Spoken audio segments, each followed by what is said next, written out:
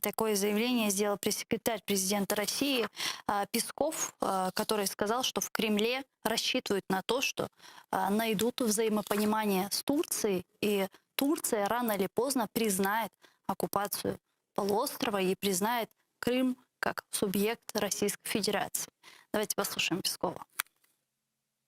Мы не принимаем позицию Турции по Крыму. Вместе с тем мы терпеливо продолжаем разъяснять нашу позицию. Мы уверены, что рано или поздно наши турецкие коллеги и партнеры поймут правильность и обоснованность позиции Российской Федерации. С нами сейчас на прямой связи Андрій Шкіль, народний депутат України 4, 5, 6 скликання, президент Фонду українсько-європейських ініціатив. Пане Андрію, вітаю вас, Селям алейкум. Витаю, Мису. Все найкраще. Витаю, да. Селям алейкум. Вот как вы прокомментируете это заявление Пескова? С чего бы это?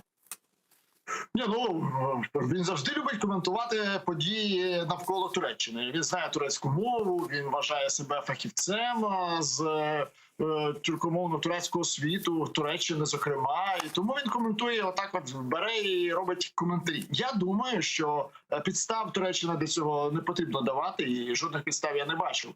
І не читав ніде, щоб були якісь, скажімо, формальні зачіпки для того, щоб зробити відповідну заяву. Але коли говорити про те, чи буде визнавати цивілізований світ, до котрого, звісно, належить Туреччина, окупацію однієї країни іншою, звісно, що ні. І розраховувати на те, що референдум, проведений під багнетами зелених чоловічків в Криму, визнає цивілізований світ, також не вартує на це сподіватися. І усі свої можливі дієві засоби світ буде застосовувати. Тому що, дивіться, є тільки два способи розв'язання ситуації в Україні, тобто стосовно окупації окремих територій України, Криму і Донбасу. Це силовий і дипломатичний.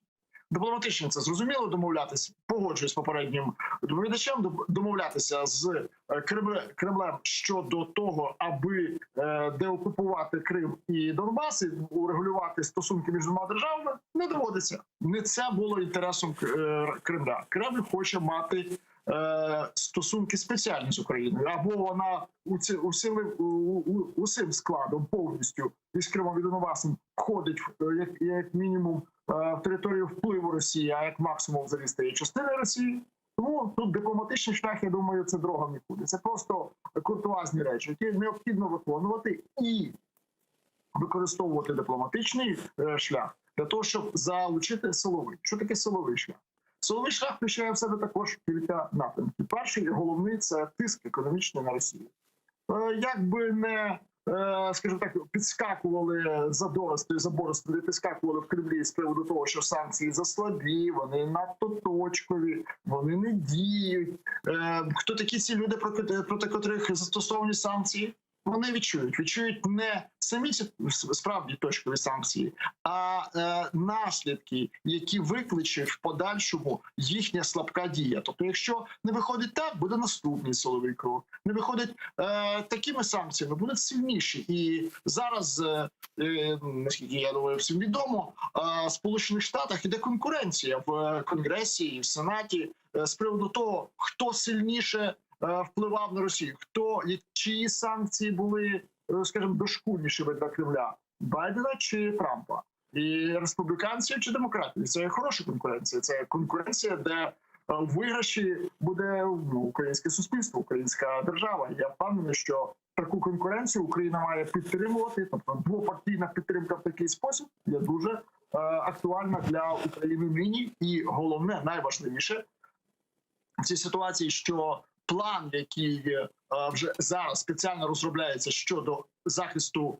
територіальної цілісності України і тиску Росії в зв'язку з Україною і внутрішньоросійськими проблемами, які створює сама Росія. Це Навальне, отруєння, ніхто не забув отруєння в Солсбері, ніхто не забув ситуацію підтримки Росії і Білорусі, про саму Білорусь ніхто не забув. Тому то такий низка така букет санкцій, низка цих санкцій є очікуваною. І я думаю, що Україна просто має в цій ситуації бути дуже активною.